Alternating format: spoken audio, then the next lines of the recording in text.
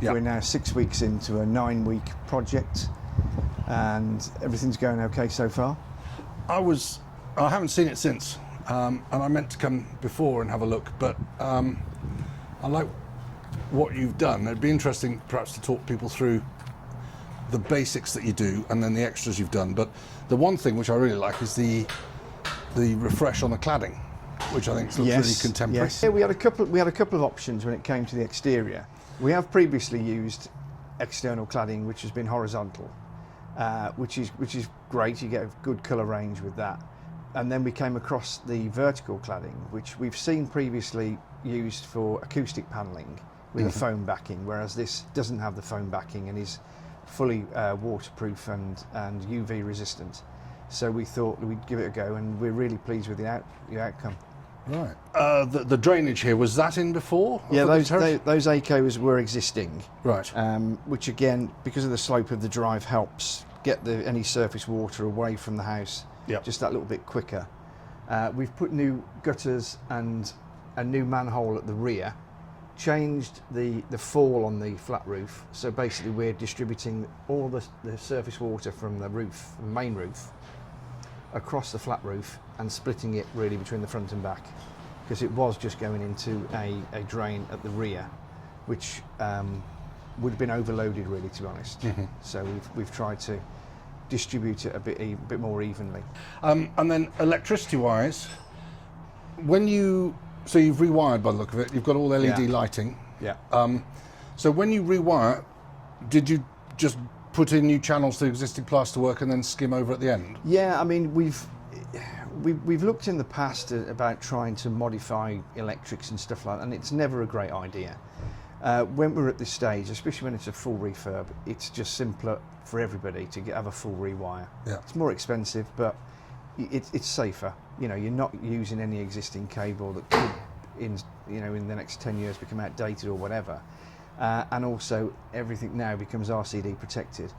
So, and it's just easier to manage any faults, and just, especially now with the use of LED lighting, we can then, by taking ceilings down and stuff like that, we can put spotlights in. What we've done in the bathroom is we've lowered the ceiling, put a new full ceiling in, and in the kitchen as well. So that means we've just got that extra depth to put downlighters in, right, which again is just a nice clean look.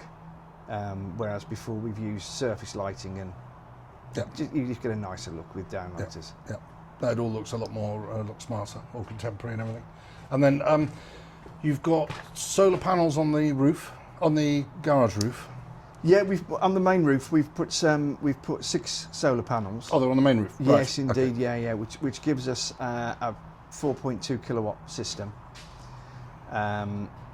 Again, just basically, it's a nice feature to add, especially with utility costs are only going one way. So this system will just maintain.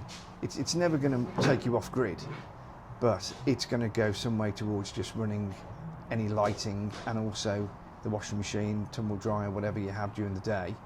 So if you've got, my experience at home is that I've got slightly smaller than that, and during the day it'll run the house and all the electrics, if it's sunny, it'll run everything happily and also charge the battery a little bit because we've got a battery. Yes, indeed. Yeah. Well, I mean, there's also the provision to add a battery, because then obviously you're not governed by just using the power as you gather it.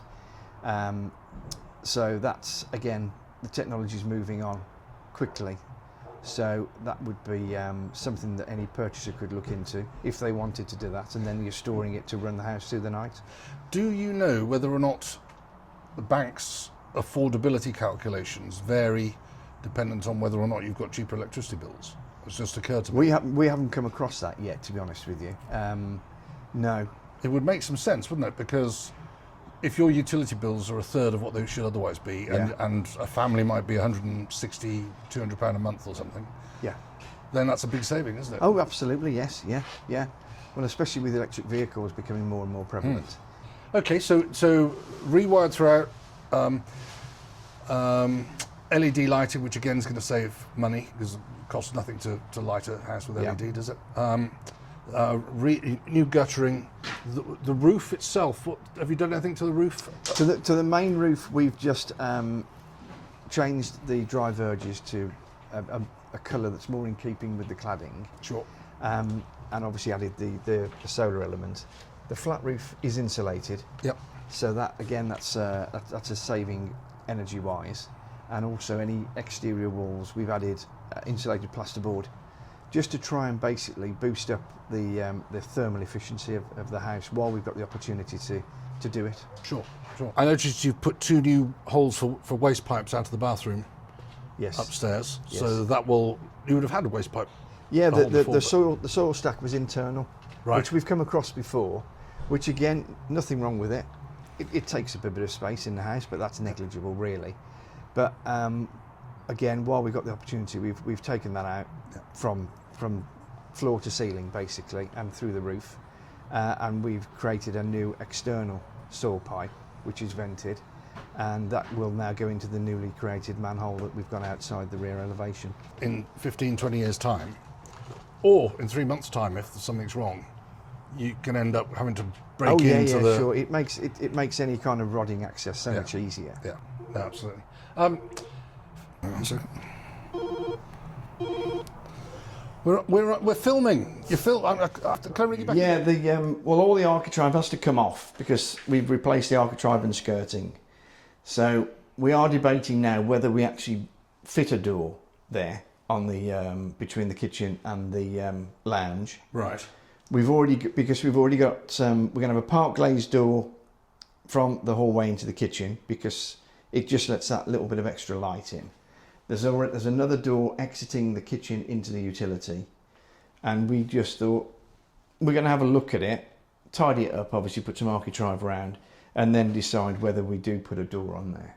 And then with the doors upstairs, because those obviously all had doors on, you put new doors on and new door furniture. they're all new, and again with just a slightly more contemporary slant really. So that's because they were all obviously perfectly serviceable, but that's basically to give the place that new feel, that contemporary feel. Yes, indeed. It's a marketing thing as much as yes. I mean, by the time we've found this in the past. By the time you've tried to repurpose an existing door that's probably had half a dozen coats of paint on it over the years, it's sometimes easy to just put a new one on, freshly primed, and then you can change the handles and just give it a bit of a more contemporary feel. Well, it feels like walking onto a building site and it feels like a new house, really. It has that feel, whereas, because the paint and the plaster work's all perfect, whereas if you go into a lower level of refurb, to me, it always, as you say, too many layers of paint, hasn't been properly prepped, looks a bit bodged. Yeah, indeed, and invariably you notice that after the event as well. Yeah. And that's a bit crushing, really, when you've done everything and then you think, we should have probably replaced the skirting, and we probably should have replaced the architrave. So we have had instances whereby we're able to salvage it, but the new stuff now is just, like I said, it's just that little bit more contemporary, away from the Taurus and the OG patterns. They tend to be more of a flatter profile with maybe just a slight recess in, and just a bit more in keeping with the modern look of the house. So you guys have been doing this now for 30 years? Yes, yeah. So I'm throwing this at you, but roughly how many houses would you say you've refurbed in that time? We aim to do one, to turn one round about every 8 to 10 weeks. So yeah, so that's potentially 5 or 6 a year. Probably slowed down a bit more recently over the past couple of years because we've been looking for more commercial opportunities. Mm-hmm. But arguably we're still probably doing minimum 4, 5 refurbs a year.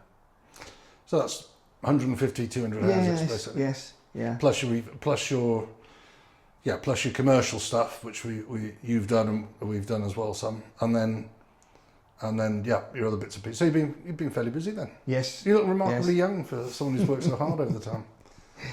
Yeah, it's just when I get up and out of a chair. So, okay, great. Well, that's fantastic. Thanks, Mark, for showing us around. So, at the end of this project, so do you say we're 6 weeks in, or 5, 6 weeks Yeah, in? this is week 6, and we've now got the plasterers have finished today. Again, the way it tends to work is they'll come in, maybe do the upstairs, and then we can then move everything downstairs, get that ready, and then they'll come in and blitz the downstairs. So they just came back today for the hall, stairs and landing, and the porch. And the porch we only finished plasterboarding it on Friday, and they've come in today, Monday. So the plaster's going to dry out. Then we've got the decorator coming in. He's probably got a week to 10 days here, I guess, by the time he's done the woodwork and everything. And then the carpet fitters will come in. So it'll be carpets throughout and vinyls in the kitchens, in the kitchen, bathrooms, and the utility, and then a clean, final clean, and then get the agent in, and away we go. And the carpenter we were talking about earlier, so generally, because of the expense now and the fact that most people are pushed on expenses, so you generally find it's better to put the carpet down and incorporate that in the sale price rather than... Yes, indeed, that's what we found. I mean, we go for a neutral colour, and that's always been well received. So it'll either be a grey or a oatmeal type. Yeah. Vinyls wise, you can get some quite nice ones that have a little bit of a pattern in. And then it just means that it's almost, as near as damn it's a turnkey product for whoever wants to move in. With the added benefit that you've got storage space, larger bedrooms, larger living room, garage, and decent sized garden, which you just wouldn't get in a modern development. No, I think we've noticed it over the years. We do go and have a look at some new builds, just to see what any current trends are or whatever. And without a doubt, room sizes are smaller. I mean, the master bedroom here is a generous size. It would have been built with fitted wardrobes, so they've come out. So that's added to the square footage of the master bedroom, and there was enough floor space within that to just steal a little bit. So we moved the stud wall, which made the third bedroom in effect just that little bit more spacious. Mm-hmm. So you're going to get doubles in your master and your second bedroom, and you'll get a single and wardrobes in the third bedroom. But are you still on for profit, do you think? On the yeah, I mean, we've noticed the cost of materials, as anybody in the building trade will say. The cost of materials they certainly spiked in COVID, then did come down a little bit. Some stuff more than others, but yeah, I mean, we're spending probably double on a refurb than we would have done 10, 15 years ago. Yeah. Leave it 2 or 3 weeks, we'll come back, have another look and see And how it should the look finished different article again then, hopefully, with work surfaces cleared.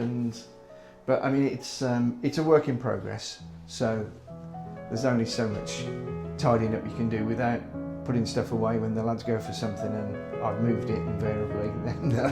So yeah, sometimes it's best left alone, and let's do a final tidy up at the end of the week.